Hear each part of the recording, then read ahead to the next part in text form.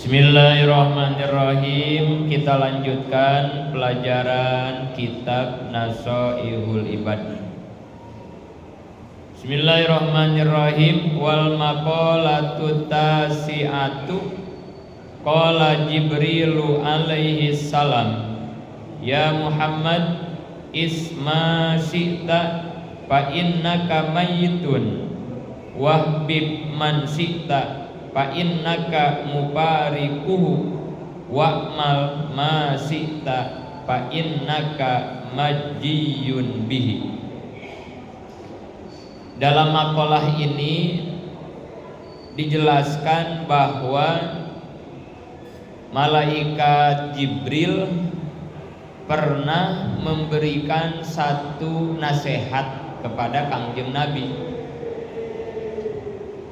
Secara khusus nasihat ini untuk Kangjeng Nabi dari malaikat Jibril.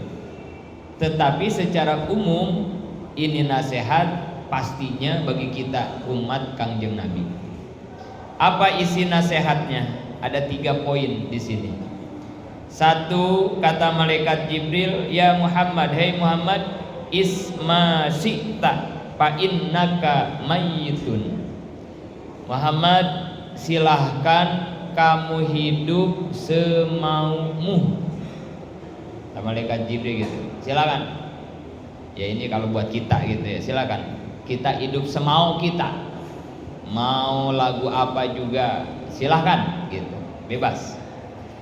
Tapi kata Jibril, ingat, fa innaka mayyitun. Tapi ingat, kita ini bakal mati. Nah gitu. Jadi kalau kita telaah ya mungkin ya, ini pesan ya, isinya 2 gitu ya, isinya 2. 1, hidup harus ngegas gitu ya. Yang kedua, hidup harus ngerem gitu ya. Ini harus seimbang ya, antara ngegas sama ngerem. Hidup mah bebas-bebas aja, silahkan. Mau lagu apa juga silahkan gitu. Tapi ingat, kita bakal mati. Nah gitu. Kemudian dari sini juga sebetulnya ada 2 poin juga yang harus kita pahami. Yang pertama, orang hidup pasti punya kemauan, gitu ya. Orang hidup pasti punya kemauan. Nih abang-abang semua di sini, bapak-bapak, mas-mas, punya kemauan nggak? Bukan punya ya, banyak ya. Bukan punya, tapi banyak. Nah, kita mah banyak banget. Kemauan kita mah banyak banget. Bukan punya, bukan, tapi banyak banget. Kemauan banyak, tapi sholat semaunya gitu. Kemauan mah banyak, tapi sholat semaunya. Pengennya mah beribu-ribu, tapi kalau lagi sholat terburu-buru gitu katanya. Pengennya mah beribu-ribu, tapi pas sholat terburu-buru. Gimana mau dikabul sama Allah ya?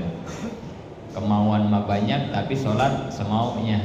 Lagi pengen sholat, lagi kagak mah tinggalin aja ya. Mau gimana, keinginan kita dikabul kalau begitu ya. Tapi artinya bahwa hidup kita ini banyak kemauan, banyak banget. Kemauan di dalam diri kita disebutnya tuh hawa nafsu ya. Ini yang ngebedain kita sama malaikat ya. Kalau malaikat mah sama Allah nggak dikasih hawa nafsu, dia mah enggak, dia mah nggak pengen makan, nggak pengen tidur malaikat mah, nggak pengen nikah, nggak pengen dia mah, karena nggak ada hawa nafsunya. Makanya wajar ya, malaikat mah kerjaannya teh ibadah, mulu ibadah. Ya kita ya kalau dicabut hawa nafsu mah ya kayaknya emang kita yang bikin males sholat emang apa? Yang bikin kita males sholat emang apa?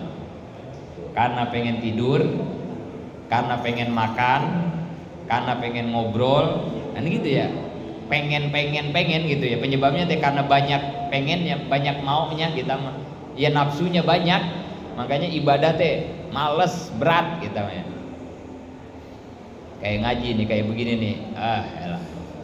Udah siang, udah panas, udah lapar, kan itu ya. Ini nafsu kita makan perang ini tuh ya. Jangan lama-lama ngajinya 5 menit ya lu bisa makan gitu ya. Secara nafsu mah ya. Jangankan si abang-abang ya, saya juga sama kan itu ya. Pengennya mengaji nggak usah lama-lama ya. Secara nafsu kan begitu ya. Jadi kita mah hidup tuh dikasih nafsu sama Allah, dikasih nafsu. Bisa nggak nafsu kita dimatiin? Nggak bisa, nggak bisa. Pengen kayak malaikat gitu, nggak mau ada nafsu. Bisa nggak manusia? Nggak bisa, manusia nggak bisa. Emang udah begitu fitrahnya kita mah ya. Saya sering ditanya sama istri, kalau lagi bercanda naik mobil berdua, naik mobil ada perempuan cakep misalnya, ada perempuan cakep gitu. Apa dia lagi naik motor lah, putih cakep. Bini suka iseng tuh bercanda, nanya, Bi suka nggak tuh sama perempuan model kayak begitu? Yang pakai kaosnya ngetat, yang celananya sepaha kan gitu ya. Bawa motor sendirian, rambutnya panjang, nggak dikerudung, wah pokoknya cakep. Bi suka nggak tuh sama perempuan model gitu? Saya jawab dengan sejujur-jujurnya, suka Mi, suka gitu ya. Itu kira-kira bini itu kalau ngedenger begitu ya, laki itu gitu ya, reaksinya gimana? Cemberut ya, marah ya, wah kan itu ya. Kok abis seneng sih kan itu, oh, resep sih. Nah itu perlu dilurusin tuh bini model kayak begitu ya. Harusnya istri seneng ya kalau suami suka sama yang cantik, berarti masih normal. Kalau saya jawab nggak suka, misalnya kan gitu ya, wah saya harus dicek gitu ya ke rumah sakit ya. Oh ini laki gue udah kagak normal ya. Segitu beningnya, segitu cakepnya kagak doyan misalnya. Wah ini jangan-jangan doyannya sama cowok lagi sama laki kan, parah kan itu ya. Jadi harusnya mah seneng ya. Kita ngelihat teman motornya bagus, resep, normal itu harus bahagia. Oh saya normal, berarti masih normal. Ngelihat tetangga rumahnya dibangun lagi, ditingkat lagi, kita pengen normal itu bagus itu, rawat rasa itu ya, berarti kita masih normal, berarti kalau begitu ya. Teman pakai HP baru, duitnya banyak, kita pengen normal itu, rawat, bagus berarti. Yang kagak normal, kalau di jalan ketemu cewek cakep dikejar-kejar, nah itu yang kagak normal gitu ya. Sekedar suka mah wajar, yang kagak normal mah, yang kagak wajar dikejar, diberhentiin, minta nomor WA, ah itu.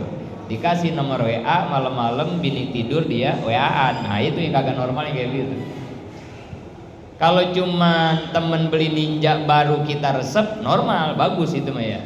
Yang kagak normal mah begitu temen beli ninja baru kita kagak punya, maksain pengen punya motor ninja baru, ampe minjem misalnya ya, ampe ngelakuin sesuatu yang dilarang agama, pengen motor kayak temen kita. Nah itu yang kagak normal mah.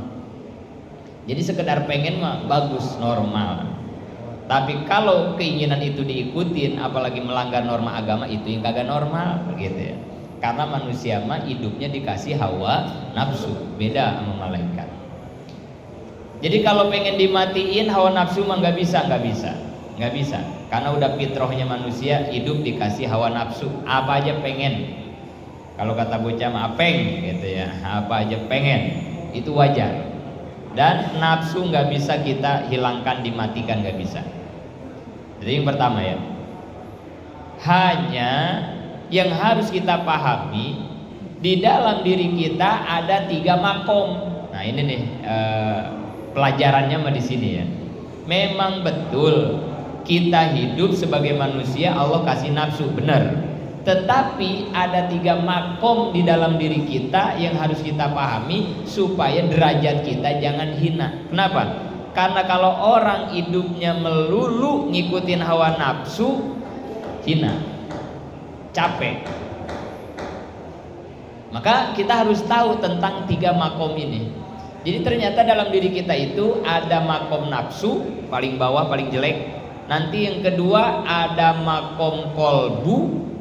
Nanti yang ketiga paling tinggi ada makom ruh. Ini dalam versi yang lain ya. Nanti di tasawuf ada versi lain juga ya. Tapi ini yang salah satunya yang ini dulu ya. Jadi dalam diri kita tuh ada makom nafsu, makom kolbu, makom nafsu, makom akal, makom ruh. 3. Nanti ada versi lain makom kolbunya itu, nanti beda lagi. Jadi ini nafsu, akal, ruhani, gitu ya. Inilah makom manusia. Ini pelajarannya nih. Satu, makom yang paling rendah manusia disebut makom nafsu. Siapa makom nafsu? Yang hidupnya melulu ngikutin hawa nafsu. Orang yang ada di makom ini di Quran dikatakan ulaika kal an'am balhum adol. Mereka enggak beda kayak binatang, bahkan lebih jelek dibanding binatang. Siapa mereka? Orang yang hidupnya hanya ngikutin hawa nafsu. Pengen makan, mau tidur, pengen kawin. Apa yang dipengen diikutin aja begitu sama dia. Itu apa bedanya sama ayam gitu. Ayam pengen kawin nggak peduli banyak orang kan, dia ya kawin aja ya, mau banyak orang gitu. Ayam lapar pengen makan nggak peduli, itu padi punya orang lagi dijemur nggak peduli, makan aja ayam begitu. Ayam mau tidur ya tidur aja, nggak peduli mau jam berapa. Nah itu manusia kalau hidupnya hanya ngikutin hawa nafsu, ulaika kal an'am, kayak binatang hina, bahkan lebih jelek dari binatang. Nauzubillah. Ini yang pertama ya. Maka berarti dari sini kita harus tingkatin supaya makom kita naik, levelnya naik. Apa yang kedua? Makom akal disebutnya. Akal itu bahasa Arab. Ain, qaf, lam. Ya, bahasa Arab ya akal itu ya. Ain, qaf, lam. Akolun ya. Apa itu akolun? Tali pengikat namanya. Akolun itu artinya pengikat. Artinya apa? Supaya nafsu kita enggak terlalu liar, maka ikat nafsu kita make akal. Kayak kita ngangon kambing. Kalau kambing kagak diikat sama tambang, terus sama kita dilepas, oh itu liar. Nanti daun singkong orang dimakanin, apa aja dimakanin ya, habis ya. Nah, supaya itu kambing jangan liar kemana-mana, biasanya diikat sama tambang. Ikat sama tambangnya diikat ke patok. Nah, udah dia kan gak bisa kemana-mana ya, di situ aja makanin rumput yang ada di sekitar itu. Sama nafsu kita supaya jangan liar kemana-mana, ikat sama akal. Gimana ikat sama akal teh? Pikirin sebelum kita bertindak. Nah gitu. Ini orang udah naik level nih ya, udah rada kerenan nih. Kalau orang udah naik ke makom akal, jadi hidupnya tuh nggak melulu ngikutin nafsu. Sebelum diikutin, dipikirin dulu. Kayaknya ada peribahasa ya, pikir-pikir dahulu sebelum kita mengerjakan sesuatu, kan begitu ya. Pikir bolak-balik, nah kan begitu ya. Nah itu orang udah di makom akal itu. HP udah punya 2, ada HP baru, nafsu makan pengennya teh, aduh beli lagi nih HP baru, padahal dia udah punya HP 2 padahal mah ya. Kalau nafsu pengennya ada HP baru, beli lagi HP baru. Tapi kalau sama akal mah enggak. Ngapain beli lagi, kan ini juga masih bagus, ada 2 lagi. Yang bedanya apa sih sama ini? Mendingan dia simpen duit buat nanti yang lebih penting, yang lebih manfaat. Nah itu orang kalau udah pakai akal gitu. Jadi nafsunya tuh direm, diikat gitu ya. Jadi enggak ngikutin nafsu, enggak hidupnya. Nah ini disebutnya makom akal. Maka salah satunya di dalam ilmu tasawuf, ulama-ulama sufi memberikan penjelasan bahwa nafsu kita itu kayak anak kecil, katifli. Jadi kata ulama tasawuf, nafsu kita ini bagaikan anak kecil. Gimana maksudnya anak kecil? Lihatin anak kecil. Kita ya yang udah pada punya anak ya, anak-anak umur 2, 3, 4, 5 tahun lah, anak-anak TK, anak-anak 4 tahun. Kalau ada tukang mainan, tukang jajanan lewat di depan rumah kita, pasti anak kita minta jajan, pasti. Jajal ya. Ketika dari pagi, dari jam 8 ada tukang mainan lewat, anak kita pasti minta duit. Kita kasih jajal, kasih 5.000 jajan. Nanti jam 10 ada lagi tukang cilok lewat, pasti dia minta duit lagi, kasih lagi sama kita 5.000. Terus aja sampai siang, sampai sore. Kalau kita kasih terus, itu anak kita, anak mah nggak ada mikir-mikirnya, nggak ada. Ya Allah, saya udah jajan seharian ada 10 kali ini, udah habis 50. Enggak ada, anak kecil mah enggak ada. Semakin kita kasih teh, terus aja dia mah, aduh, bapak gua baik ya, sama gua baik, terus aja. Nafsu kayak begitu, kata ulama tasawuf. Aduh, males tahajud, ntar aja tahajud mah, besok aja tahajud mah, tidur aja mendingan dia masih ngantuk. Ikutin aja sama kita tuh nafsu ya, ikut, nggak usah tahajud, ntar aja. Insya Allah itu sampai mati kita nggak bakalan tahajud. Jadi nggak ada ceritanya nafsu mah mikir, ya Allah nggak kerasa ya, gue ngikutin nafsu udah 10 tahun nih, 20 tahun nggak tahajud, udah malu karena udah tua. Nggak ada cerita begitu. Anak kecil mah nafsu terus aja, semakin kita kasih, dimanjakan, difasilitasi, nagih gitu ya, nagih dia. Gak ada cerita mikir. Harusnya gimana coba? Tegas. Sama anak kecil mah harus tegas. Contoh, anak kita yang bayi kan sama emaknya, sama istri kita kan disusuin, ASI, susuin.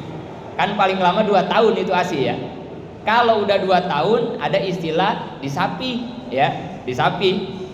Itu teh nyapi teh beda-beda caranya ya. Ada yang make ini kayu putih di nenen istri kita kan ya, dikasihin kayu putih, bahkan balsem, udah apa aja itu ya, supaya anak kagak mau nyusu. Kadang ada yang pakai itu yang pahit, bantrawali ya, udah apa aja itu ya, supaya anak kagak mau nyusu. Disapi, akhirnya berhasil kan ya, emak kita itu, ibu kita, istri kita berhasil tuh nyapi anak sehingga pas 2 tahun udah nggak bakal nyusul lagi, karena tadi tuh dengan disapi tadi tegas. Pokoknya anak mau nangis, mau ngerengek, udah nggak dikasih susu karena kamu udah 2 tahun, udah nggak boleh. Paling nanti kita pindahin ini ya, susunya pakai susu formula aja, pakai gelas atau apalah, susu kotak. Tapi kalau ASI udah nggak boleh lebih dari 2 tahun. Ditegasin tuh ya sama istri kita, sama mama kita, berhenti bocah ya, berhenti.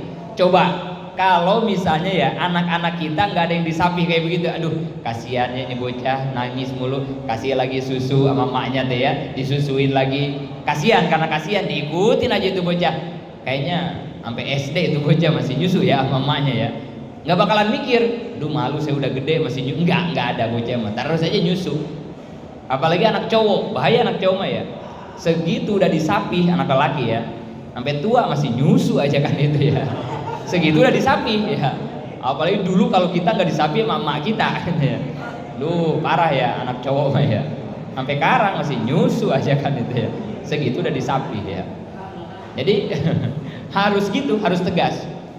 Dia minta jajan sekali, kasih. Wajar sekali. Terus nanti dia minta lagi yang kedua kalinya, jam 8 udah minta jajan, main lain, jalan lagi, ada tukang cilok minta lagi. Kedua kali kasih. Begitu jam 10 ada lagi tukang jajan, dia minta yang ketiga kalinya, mulai. Di sini kita harus tegas sama anak. Sudah nak, kamu udah jajan 2 kali, nanti lagi ya sore. Nah gitu kan ya. Anak mau jengkar kayak mau nangis mau apa, udah nak, udah. Kita tegasin begitu ya, udah nak kamu udah 2 kali jajan, nanti lagi ya sore ya jajan. Kita tegasin begitu, peduli anak kita nangis kayak jengkar apa, udah. Itu anak kalau digituin berhenti udah, nggak bakal lagi dia minta duit ngerengek ke kita, pasti begitu. Karena dia tahu saya nangis juga, saya ngamuk juga, bapak kok nggak ngasih gitu, dia berhenti pasti. Tapi kalau kita kasih terus mah kayak tadi kejadian sampai sore dia bisa 10 kali jajan akhirnya. Jadi harus tegas. Begitulah terhadap nafsu. Nggak mau tahajud, perangin, nggak bisa. Ini umur udah berapa ini umur? Gua kalau ngikutin lu tuh sampai mati gua kagak tahajud, nggak bisa. Paksain sekarang gua harus tahajud. Bangun ke air tahajud walaupun 2 rakaat. Cara ngelawan nafsu begitu. Nggak mau duha, nggak bisa. Capek gua ngikutin lu nafsu, udah nggak bisa. Sekarang gua harus duha walaupun cuma 2 rakaat. Kalau kita ikutin terus nggak bakalan duha kita seumur hidup. Habis sholat pengennya nafsu kan nggak mau wiridan, habis sholat nggak bisa. Pokoknya saya harus wiridan. Udah berapa tahun saya sholat nggak pernah wiridan, udah nggak bisa nafsu, udah nggak ada waktu kamu lagi, udah dilawan begitu. Nanti lama-lama nafsu yang akan kalah. Kalau kita berani tegas, tapi kalau nggak berani tegas kayak tadi lah, sampai kapanpun nafsu nggak pernah berhenti, dia terus meminta ke kita. Namanya mujahadatun nafsi, memerangi hawa nafsu, begitu ya, perangin. Ini kayak begini nih ngaji, Ya Allah, males banget kan? Ini tuh boleh merangin kita tuh ya, nggak bisa. Ayo ngaji, berangkat, dengerin, duduk. Ini boleh merangin nafsu kita. Kalau nggak kita perangin mah, ya setiap waktu ngaji nggak bakalan kita bisa ngaji. Karena kalau ngikutin terus mah, ya tadi nggak ada ujungnya. Perangin sama kita. Maka kalau kata guru, cara mendidik itu ada 5. Nah ini buat kita juga pastinya ya. Ada 5 tahap. Ini 5 tahap ini harus kita jalanin. 1, harus dipaksa. 2, nanti jadi terpaksa. 3, lama-lama jadi bisa. 4, udah bisa kemudian terbiasa. Terakhir luar biasa. Ini tahapan proses ini di setiap apapun dalam rangka memerangi hawa nafsu ya. Ini yang 5 harus kita jalanin. Dipaksa, terpaksa, bisa, terbiasa, baru menjadi orang yang luar biasa. Dalam hal apapun, termasuk para pecandu-candu rokok hari ini, ya termasuk saya lah, candu rokok ya. Kita ingat ya, waktu pertama belajar ngerokok dulu ya, ada yang SD dulu kita belajar ya. Masih ingat kita? Pertama ngisep rokok dikasih sama teman kita itu ya, disuntik anjing tuh sama teman kita itu ya, yang ngerokok. Kan ngerokok teh awalnya begitu ya, diajak temen, cobain, masa cowok nggak begitu ya dulu, bocah-bocah. Kita ingat pertama kita ngisep rokok, batuk, pahit, nauzubillah, ada yang muntah ya, nggak enak gitu rokok ya, pahit, panas, seini doang dari temen kita disuntik anjing, ayo katanya gitu ya. Mau kita tuh sesedot, batuk, pahit, muntah. Besok ketemu lagi tuh sama temen yang itu lagi kan itu ya. Cobain lagi kan itu. Batuk terus aja gitu, digituin kita kan ya sama temen. Lama-lama nggak kerasa ya, karena tiap hari tuh kita digituin lo sama temen. Lama-lama kuat, 3 kali ngisep. Itu lagi belajar dulu ya. Terus aja ya, kita nggak pernah berhenti itu ya, dicobain lagi, dipaksa lagi. Lama-lama mah sebatang kuat kita ya. Sebatang kuat ngerokok. Berarti kalau udah sebatang apa itu namanya? Udah bisa ngerokok berarti ya. Udah bisa ngerokok. Kan beda, orang yang biasa ngerokok megangnya aja beda megangnya kan gitu ya. Lihat ya, orang yang gak pernah ngerokok suruh ngerokok, megang rokoknya aja gak pantas ya, geli kita ngeliatnya ya. Tapi kalau yang udah biasa ngerokok pantas, enak dilihatnya, megangnya aja megangnya. Itu baru megang. Terus kalau dia ngisap, orang yang gak pernah ngerokok ngerokok terus ngisap rokoknya kayak geli ngeliatnya ya. Kagak ada pantas-pantasnya ya. Tapi kalau yang udah biasa ngerokok mah ya pantas banget gitu ya, megangnya pantas, beda gitu ya. Itu orang kalau lama-lama bisa ngerokok nanti, sebatang bisa, udah nggak ada puyeng, udah nggak ada pahit, udah nggak ada muntah, sebatang habis. Terus aja ya, udah dipaksa, terpaksa ngerokok, sampai bisa ngerokok, terus dia nggak berhenti, terus aja ngerokok, lama-lama terbiasa, udah bisa lama-lama terbiasa. Terbiasa tuh gimana? Pokoknya kalau habis makan kita kagak ngerokok, itu udah kayak digambarin. Itu ya. Itu berarti orang udah terbiasa. Kalau udah terbiasa kagak betah kalau kagak ngerokok. Udah terbiasa habis makan ngerokok, BAB ngerokok. Itu BAB, mau BAB ya, mau BAB. Ya saya maksud saya. Ini mau BAB nih. Udah mau kebelet kayak mau apa, udah masuk ke toilet, rokok pakai ketinggalan, balik lagi, ya udah itu. Karena nggak betah kita BAB nggak ngerokok. Tapi ada teman yang bilang, teman waktu di pesantren, saya yang paling kagak bisa katanya ngerokok lagi BAB. Ngapa? Padahal dia perokok. Cuman kalau lagi BAB mah dia nggak pernah ngerokok. Kata dia, nggak bisa saya mah ngerokok lagi BAB. Kata saya, ngapa emang? Ya orang bahasa dia ya, bego ya katanya. Lagi BAB ngisepin itu kata dia kan aroma baunya BAB kan itu ya. Kan ngerokok itu berarti kan ngisepin itu ya. Selain ngisep rokok berarti kan ngisep aromanya BAB gitu ya. Orang bego ya katanya gitu ya. Terus kata saya ya, terus lu kalau kagak ngerokok emang lu kagak napas di WC kan gitu ya. Kan dia kagak ngerokok dia kan tetap napas ya. Terus lu kalau lagi napas di WC itu aroma apa yang disedot sama lu ya, kalau bukan kotoran lu sendiri kan itu ya. Pakai ngomong bego sama yang ngerokok kan gitu ya. Kecuali dia kagak ngerokok ke toilet bawa oksigen ya. Bawa oksigen tuh. Wah itu mah bener steril ya. Itu Lah ini mah bau oksigen kagak, ngerokok kagak. Terus udara yang lu isep di toilet apaan? Kalau bukan kotoran lu sendiri. Mendingan sambil ngerokok kan jadi baunya hilang kan itu ya. Ada itu teman saya. Itu perlu dimasukin itu juga, itu keajaiban dunia nomor 9 gitu ya. Padahal dia perokok tapi lagi BAB nggak mau ngerokok, nggak bisa kan? Itu katanya sama aja dia ngisep. Ya benar sama aja ya ngerokok gini kan napas juga ya. Itu orang udah terbiasa begitu ya, nggak betah kalau habis makan nggak ngerokok, nggak betah karena udah terbiasa. BAB nggak ngerokok nggak betah, itu udah terbiasa. Nanti lama-lama luar biasa. Siapa yang luar biasa? Yang sehari ngerokoknya 5 bungkus. Wah, ini udah luar biasa ya. Kalau saya mah ini ngerokok kategorinya, saya nih rokok saya Sampurna Mil. Ini mah iklan aja ya. Nanti kalau ada yang mau ngasih rokok Sampurna Mil ya. Kacau itu. Enggak. Saya nih ngerokok Sampurna Mil. Saya beli rokok Sampurna Mil itu bisa 3 hari baru habis. Jadi saya mah baru kelasnya bisa ngerokok kali ya. Bisa kali atau terbiasa kali gitu ya. Bisa kali ya.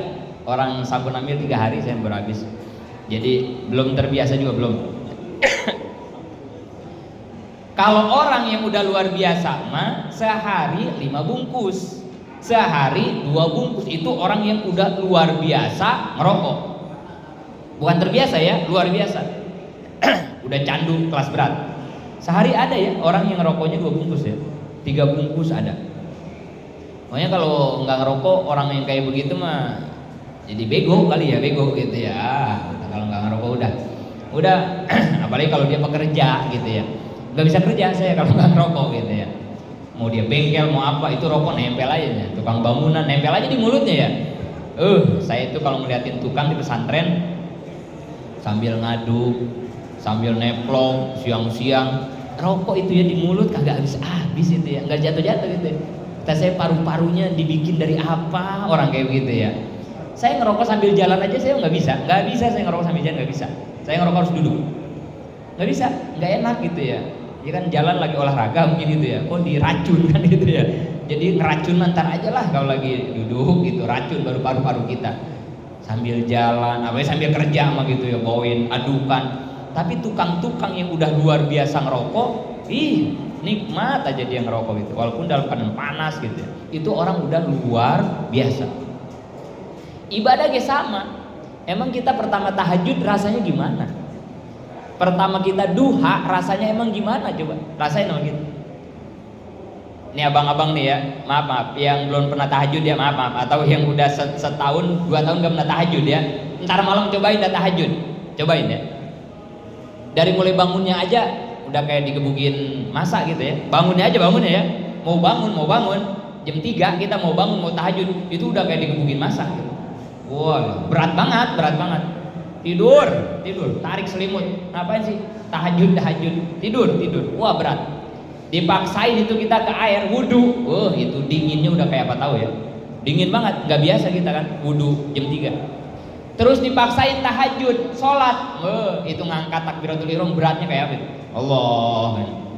Dipaksain sholatnya pasti dicepetin sama kita ya, nggak bisa berlama-lama. Dapat 2 rakaat doang kita tahajud, masya Allah. Itu jiwa kita itu ya tersiksanya itu ya Allah. Orang yang baru belajar tahajud pasti begitu. Kayak tadi orang baru belajar merokok, pahit, muntah, panas, nggak enak. Sama kita belajar tahajud pasti begitu. Tapi jajal sama kita, paksain. Mau capek, mau ngantuk, mau apa, paksain terus aja tahajud, paksain. Nanti lama-lama jadi bisa tahajud nanti mah. Udah enak tahajud deh, udah enteng, udah enak tahajud deh, udah enak. Bahkan bangun juga udah bangun sendiri, nggak pakai alarm, udah bangun. Itu udah bisa tahajud berarti, udah bisa bangun malam. Nanti lama-lama kita jadi terbiasa. Tahajud jadi terbiasa. Kalau 1 malam kita nggak tahajud, nyesel, nggak betah.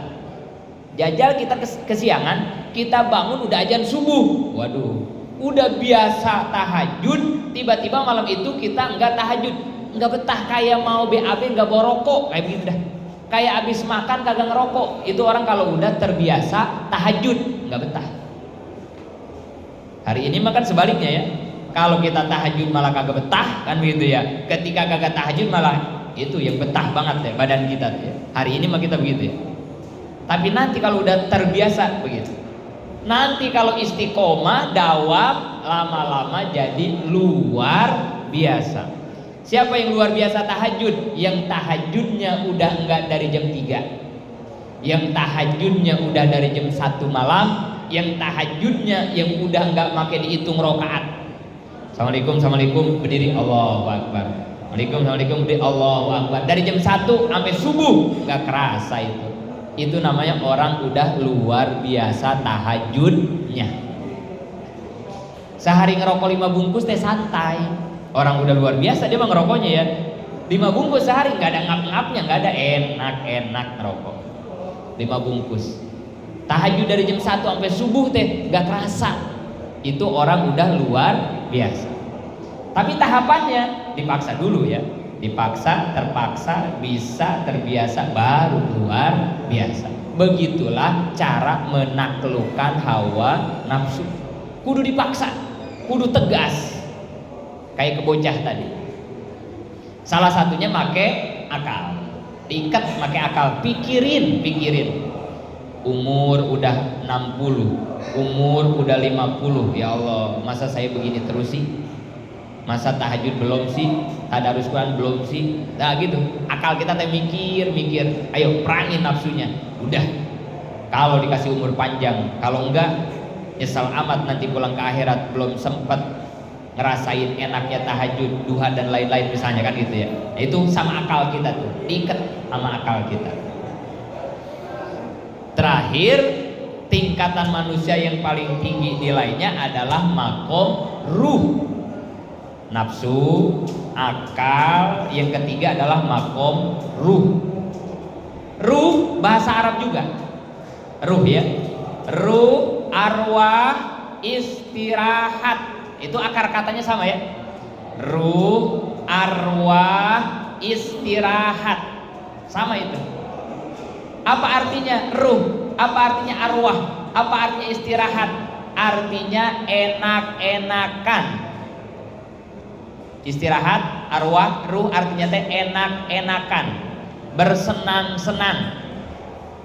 Ini jadi bahasa kita juga ya, istirahat. Lagi kerja capek-capek, kata bos kita, udah istirahat. Nah, itu kan seneng banget, enak banget kalau kita disuruh istirahat. Artinya apa? Orang yang sudah makom ruh adalah orang yang sudah sanggup mengistirahatkan hawa nafsunya. Bukan cuma diikat. Kalau diikat kambing tadi ya, diikat masih bisa jalan-jalan gak kambingnya? Bisa. Kita nih diikat masih bisa kita jalan-jalan. Kalau tambangnya semeter berarti semeter kita muter-muter. Tapi kalau kita disuruh istirahat bisa jalan-jalan gak? Istirahat terbaik apaan? Tidur. Orang tidur jalan-jalan gak? Gak ada. Orang kalau udah istirahat udah diem. Orang yang sudah makom ruh maka nafsunya udah bukan cuma diikat, udah didiemin. Udah, karena dia udah nyampe di makom ngaso, makom istirahat. Nafsu, gua dari dulu ngikutin lu capek gitu kan ya, kan gitu ya. Ini paksa nih. Dulu lagi tetangga beli motor baru, gua ngikutin lu. Hanya gua kepanasan, ngambil gua motor baru. Padahal tetangga mah beli motor baru emang kerjaannya jelas, gajinya gede, nggak makin nyicil. Tetangga mah belinya cash, PCX yang terbaru cash, dia mah 35 juta cash. Cuman gua nih tetangganya kepanasan karena motor gua Mio lama lagi kan begitu, yang ngeberbet mulu, panas ngeliat tetangga PCX. Gua pengen, gara-gara gua ngikutin lu, gua dulu tersiksa. Gua nggak punya duit, kerjaan gua pas-pasan, tapi pengen sama kayak tetangga punya PCX. Akhirnya gua kan beli cash nggak bisa. Apa yang gua lakuin? Kredit gua dulu. Ini ngomong kita sama nafsu ini ya. Kredit gue dulu. Ya Allah, itu kita ya lagi nego sama si sales waktu mau kredit kita kan, kita nanya, Bang, ini PCX cicilannya berapa bang? 1.500.000. Waduh, enggak, 1.500.000 bang. Bang nggak bisa bang, 500.000 cicilannya. Bisa. Sama sales mah nggak ada yang nggak bisa kan ya. Dia ngomongnya kan KTP doang kan gitu ya. KTP doang bang, langsung turun motor gitu kan ya. Udah bisa aja sales. Bang, 500.000 bisa nggak? Ini saya kerjaan saya begini soalnya. Bisa, sales mah begitu ya. Bisa bang. Pokoknya sebulan 500.000 bisa. Caranya gimana bang? DP-nya ditaikin. Tadi makan DP-nya cuma 2 juta, sebulannya 1.500.000. Kalau abang pengen cicilannya gope, DP-nya 5 juta bang. Nah, cicilan sih ringan, DP ngap, gitu ya. Aduh bang, sama aja bang, nggak ada buat DP 5 juta saya. Saya pengennya bang, DP-nya murah, cicilannya murah, kan gitu ya. Kita nanya sama sales, bisa nggak bang? Bisa, sales bisa aja dia, bisa, nggak ada nggak bisa sama dia mah, bisa. DP kecil ya, terus cicilan juga kan kecil ya, bisa. Gimana bang caranya? DP cukup 1,5 juta, cicilannya juga gope sesuai keinginan, cuman bulanannya panjangin. Jangan minta 2 tahun bang, berapa mintanya? 4 tahun. 4 tahun kan tetap aja ngap-ngap juga ya. DP kecil, cicilan kecil, cuman 4 tahun. Ya Allah, kan baru telat 3 hari kita udah teleponin ya cicilan mah ya. Ya Allah, mana yang telepon kagak tahu kita lagi ngaji, kita lagi ini telepon terus dia mah. Ntar saya telepon lagi ya Pak, astaga itu leasing ya Allah, leasing itu. Orang mah sehari sekali kayak gitu ya telepon ya. Pak belum dibayar ya, belum, besok ya, besok lagi kayak gitu ya. Enggak, leasing mah lebih kayak minum obat dia mah ya. Minum obat cuma 3 kali, dia bisa 7 kali mah. Itu baru telepon, sebulan gak dibayar, 2 bulan datang itu sahabat tercinta ke rumah, datang itu. Assalamualaikum Ustaz, salam. Itu sahabat-sahabat tercinta ada yang datang itu. Kalau kita nunggak 2 bulan. Ya Allah, emang enak didatengin sahabat tercinta. Ya enak sih tamu gitu ya. Cuman kadang, nah, kapan nih Pak Ustaz mau dibayar ya? Iya ini, aduh belum ada. Terus itu nggak enak banget kita digituin tuh, nggak enak ya, nggak nyaman banget. 3 bulan, ya udah 3 bulan mah. Assalamualaikum udah itu ya, bang maaf ya motornya ditarik dulu gitu, ada gitu ya. Itu tuh kita ngomong tuh sama nafsu kita, capek gua ngikutin lu dari dulu tuh, gua diperbudak gitu sama lu, gara-gara gua pengen sama PCK sama tetangga, gua dibikin begitu tuh dulu sama lu, capek. Udah karang mah istirahat, nah itu orang rohani mah, udah karang mah gua istirahat. Sabolo tetangga mau beli Innova, Jenny ke mau apa ke, pokoknya gua mau udah enjoy sama carry gua, udah gua udah enjoy, udah nikmat banget sama carry. Yang naik Innova kagak kehujanan, gua jadi carry kagak kehujanan, sama. Ngapain sih? Ntar kalau gua udah punya duit baru udah gua beli Innova Jenny. Sekarang mah udah ini aja. Gua udah capek ngikutin lu nafsu, dari dulu gua diperbudak lu capek, udah ruhani istirahat. Ngaso, udah capek. Udah tua gua dari muda ngeridit mulu gara-gara ngikutin lu. Sekarang gua udah tua, udah mending gua nabung, punya duit baru gua beli cash kan gitu ya. Udah aman, enak tidur, enak makan, daripada kayak dulu gua kredit dirongrong mulu itu sama si penelepon cinta tadi kan gitu ya. Udah istirahat nafsu. Nah itu orang makom ruhani, udah gitu, udah bebas dia mah ya. Nah itu namanya disebut makom ruhani. Kemudian antara nafsu, akal sama ruhani pada dasarnya sama ya. Ingatin ya, yang ada di dalam diri kita ya. Nafsu, akal dan ruhani bahan bakunya sama, itu juga sebetulnya mah. Cuman beda sebutan. Kenapa dia beda sebutan? Karena kemasannya beda, gitu doang. Orang yang hidupnya ngikutin hawa nafsu, makomnya nafsu. Orang yang udah mulai nafsunya diikat, makom akal. Orang yang udah bisa mengistirahatkan nafsunya, makom ruh. Itu doang, beda gituannya doang. Pada dasarnya itu juga. Guru suka ngumpamain, suka nyontoin kayak yang keluar dari hidung kita. Nah ini, yang keluar dari hidung kita ya.